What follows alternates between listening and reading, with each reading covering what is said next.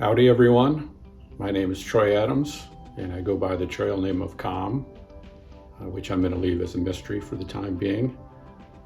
This is my first ever video blog, and the purpose of the video is to announce that my wife, Barb, who goes by the trail name Checklist, and I will be starting a 5-month-long adventure in which we travel the U.S. Continental Divide, starting at the Mexican border in New Mexico and going north and ending the adventure in September at the Canadian border. The mode of transportation for this adventure is going to be that I'm going to be using this backpack and hiking the 3,000 miles or through hiking. And my wife Checklist is going to be traveling in tandem or parallel, and she's going to be using our Toyota Tundra and travel trailer, which I'll show in a little video clip. Pictured here is the truck and camper that Checklist will be using to travel the Continental Divide. The setup is suitable for National Forest campgrounds, BLM campgrounds, and non-4-wheel drive boondocking. Well, at this point of the video, I'm guessing that we have a few viewers that are well versed with long distance through hiking and know what the Continental Divide Trail is. And we've got a few close friends and family members that are going, what's the Continental Divide Trail? So with that, I'm going to do a short segment that really just gives a graphical, high-level description of the Continental Divide Trail and talks a little bit about the National Scenic Trail System, just to create a better perspective.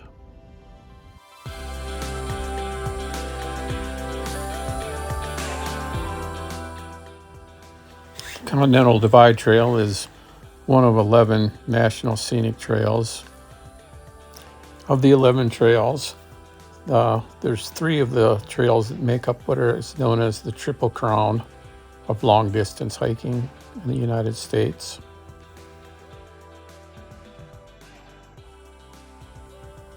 The first of the 3 long distance trails that make up the Triple Crown is the Appalachian Trail, shown as the green line that runs from Georgia, North Georgia, up to Maine.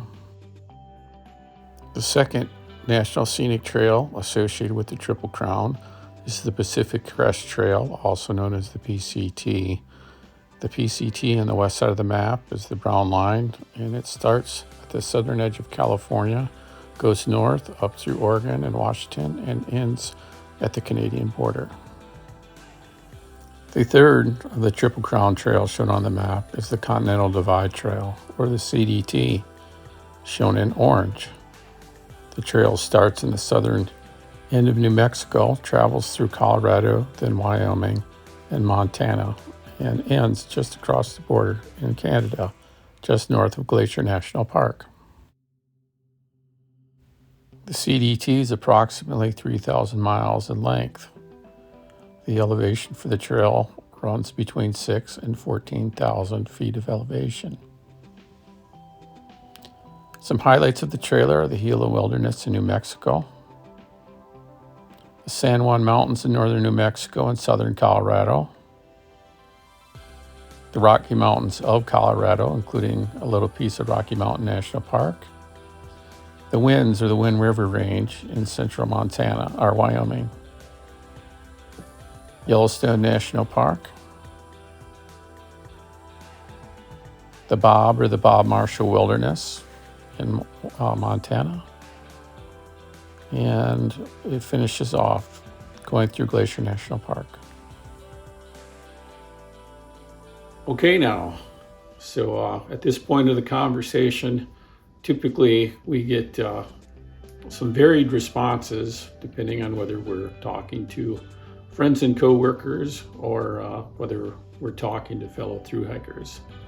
The typical response we get when we're talking to friends and co-workers is something like,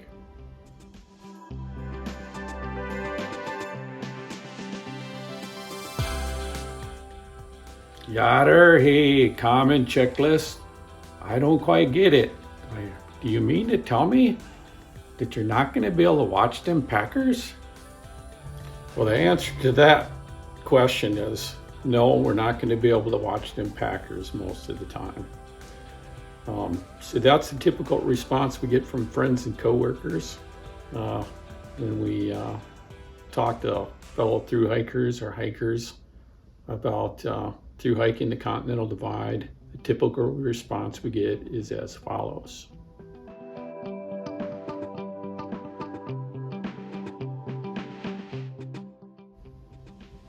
Holy cow, common checklist. All I can say is embrace the brutality and you'll never regret it. Well, with that, putting the humor aside, a little background for Checklist and I. My wife Checklist is retired and finished off her second career of a health promotion and wellness facilitator about 1.5 years ago. And I'm newly retired and finished off my career as a pulp mill production manager about 1 year ago. Over the last couple of decades, we have been on a journey of personal growth for both of ourselves and our family. And part of that personal growth has been to try to reinforce and have an active, adventurous lifestyle. Some examples of small adventures that we have done or like to try to do are as follows. In this picture, you can see our nephews in the background of our return trip down from John Muir Base Camp on Mount Rainier in Mount Rainier National Park, Washington. The day hike was about 12 miles and about a 4,000 foot ascent and return. In this picture, you again see kids and nephews in the background of the subway hike in Zion National Park. The subway hike was a canyon hike of about, again, 12 miles. This is a picture of when Checklist and I are returning down from bagging a Monroe while visiting friends in Scotland. This picture was taken about 15 miles from the Isle of Skye. And here's a picture of Checklist and I going over McKinnon Pass on the Milford Track in New Zealand. About a 40-mile adventure with 3 nights of staying in huts. And here's Checklist on one of our weekend adventures. In this one, we snowshoe backpacked into a yurt in the Porcupine Mountain State Park Wilderness up in the UP. On a work-related trip, we squoze in a couple extra days, including our backpacking gear, and hiked into the Lenfoot Hike-In in North Georgia, which is only a few miles away from Springer Mountain, which is the southern terminus for the Appalachian Trail. Pictured here are Checklist and our son Connor. During a spring break visit to my parents in Arizona, we included our backpacks and had previously applied for Grand Canyon permits and were able to pull off a trip to the bottom of the Grand Canyon and back out. A favorite weekend adventure is to do 5 to 20 mile segments on our state local Ice Age National Scenic Trail. To date, we've done about 600 miles of this trail. A favorite weekend spring activity is to go paddle camping with our wonder dog, Ice Age Annie, in the Sylvania Wilderness. During the summer, when the weather happens to be good, we like to load up and go bike pack camping to our local county campground, which is about 11 miles from the house. During our many journeys, we've gotten the opportunity to meet several long-distance thru hikers, people who have thru hiked the AT or the Continental Divide Trail. And about 2 years ago, this led us to deciding that we wanted to travel one of the long distance hiking trails all the way through. At that point, it wasn't clear whether we were going to both try to do a through hike or just camp it and hike our backpack the highlights of a trail. But for the last 2 years, we've done a great deal of research to answer the many questions associated with which trail do we want to do and what kind of adventure are we up for or looking to do.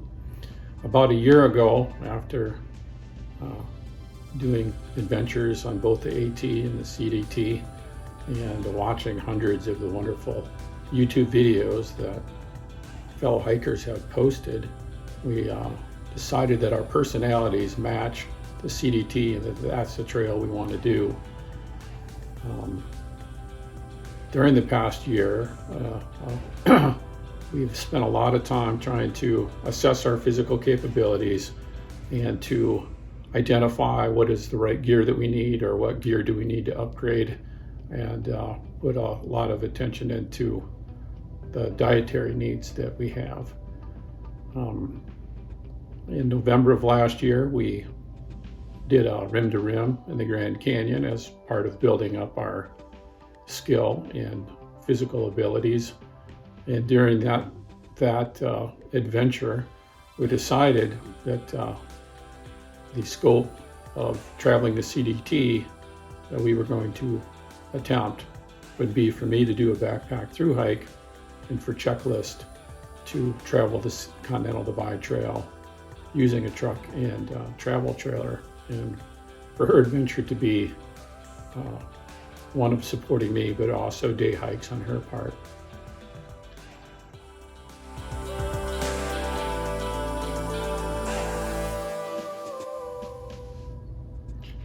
So for status, where are we at as of April 1st? A person doesn't get the trail name Checklist without being quite organized and well prepared. So at this point, we're 2 weeks out, and basically we have all our gear, we have all our freeze-dried food. Pretty much we're at the point where we just need to kind of pack up and get on the road. In terms of where things are at from a physical preparedness standpoint, for the last 2 years, and really the focus has been the last 3 months for myself to build up my trail legs and to get prepared for 25 miles a day, much of it with a backpack. This is where things have been interesting, and a lot of highs and lows emotionally. 2 times now in the last 2 months, I've built up to an average of 20 miles a day with a training load of 20 pounds in my backpack, and I've done good for about a week, and then I've run into a big snag. The issue that I'm running into is that after feeling 95% confident of hiking 20 miles with a backpack for a week and doing fine, I have a slight amount of arthritis in my left ankle that all of a sudden inflames the tendons. The 2 times this has happened in the last 2 months, continuing to try to walk on the ankle with a 20-pound load only inflames the tendons more and forces me to have to stop for a period of 3 days to up to a week to get the inflammation to come down, at which point I appear to be fine and able to resume the hiking with a load. Unfortunately, this certainly takes you from an emotional high of, wow, it looks like I'm going to be able to do this, to, oh my goodness, I need to do 25 miles a day with a backpack, and really puts the concept or idea of a through hike in significant jeopardy.